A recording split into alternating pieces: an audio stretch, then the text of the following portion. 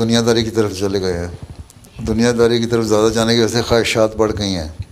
جب وہ خواہشات پوری نہیں ہوتی تو مرد بھی اور عورتیں بھی زیادہ سوچنے لگ جاتی ہیں کہ ہماری خواہشات پوری نہیں ہوتی ہیں، اور اس فلاں عورت کے پاس اتنے پیسے، فلاں مرد کی اتنی اچھی کار، فلاں فیملی کے پاس اتنا اچھا گھر اور ہمارے پاس نہیں ہے. وہ پھر سوچ سوچ کر نا ڈپریشن بھی آ جاتا ہے. پھر اس کے بعد اگر شادی شدہ ہیں تو میاں بیوی سے لڑتا ہے، بیوی میاں سے لڑتی ہے. اور بچے اگر ہو جائیں تو بچے ڈسٹرب ہو رہے ہوتے ہیں کہ کیا ہو گیا ان کو، ماں باپ کو مر دماغ ہل گیا ان کا. اگر بڑے ہیں تو وہ بھی سوچ رہے ہوتے ہیں. تو اس لیے پہلی بات تو یہ ہے کہ اللہ تعالیٰ کہتا ہے دنیا کی خواہشات کو کم کرو اور اللہ کی محبت کی خواہش کو زیادہ کرو. حضرت انسان کو میں نے کئی دفعہ بیان کیا ہے. آپ نے فرمایا کہ اگر تم اللہ کو پکڑنے کی کوشش کرو گے نا، دنیا تمہارے پیچھے آئے گی، اور اگر تم دنیا کے پیچھے دوڑو گے تو دنیا تمہارے سے دور بھاگے گی. اس لیے پہلی بات تو یہ ہے کہ اللہ سے تعلق پیدا کرنے. ایک احمدی مسلمان کا تو یہی فرض ہے نا. ہم احمدی مسلمان دعویٰ کرتے ہیں کہ ہم احمدی مسلمان ہیں، پکے مسلمان ہیں. تو اگر ہم احمدی پکے مسلمان ہیں تو پھر ہمارا دنیا کی خواہشات کی وجہ سے ڈپریشن نہیں ہونا چاہیے، نہ اس کی وجہ سے لڑائی جھگڑے ہونے چاہیے. اب جو پاکستان سے آئے، کسی گاؤں سے اٹھ کے آئے تھے، یہاں آ کے فرینکفرٹ میں یا ہیمبرگ میں یا کسی بڑے شہر میں آباد ہو گئے، ٹیکسیاں چلائیں، پیسے کما لیے، گھر بھی خرید لیے. تو اس کے بعد اگلی نسل جو ہے وہ پڑھ لکھ بھی گئے.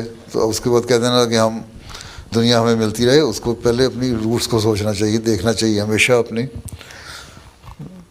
جو بیک گراؤنڈ ہے اس کو دیکھنا چاہیے کہ کیا تھی ہمارے پاس. اللہ تعالیٰ کے کتنے فضل ہوئے، اور اللہ کے فضلوں کو اگر دیکھو تو پھر نہ ڈپریشن ہوتا ہے، نہ لڑائیاں ہوتی ہیں، نہ جھگڑے ہوتے ہیں.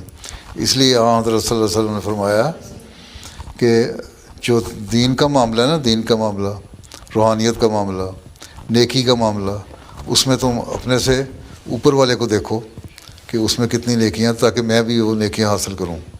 اور جو دنیا داری کا معاملہ ہے اس میں اپنے اوپر والے کو نہ دیکھو بلکہ نیچے والے کو دیکھو کہ میرے یہ حالت ہے تو میرے سے کم حالت میں بھی لوگ ہیں، افریقہ میں، پاکستان میں، ہندوستان میں، ایشیا میں، بلکہ یہاں یورپ میں بھی ہزاروں لوگ جو ہے وہ کھانا بھی نہیں ملتا. تو مجھے کھانا ملتا ہے 2 وقت کا بلکہ 3 وقت کا.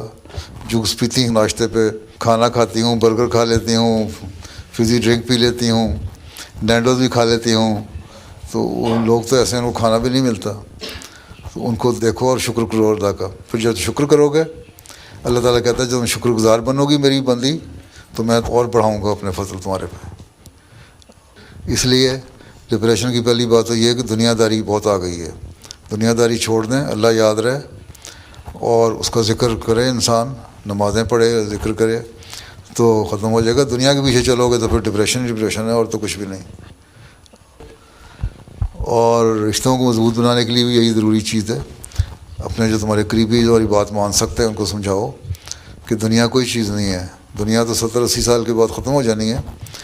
اصل تو اگلا جہان ہے. اس دنیا میں بھی ہم جتنے 70-80 سال رہنا ہے، اور پتہ نہیں نہ دیر رہنا بھی ہے کہ نہیں. اس میں آپس میں لڑ لڑ کے گزر گئے تو فائدہ کیا ہوگا؟ کیوں نہ اسے خوشگوار بنائیں.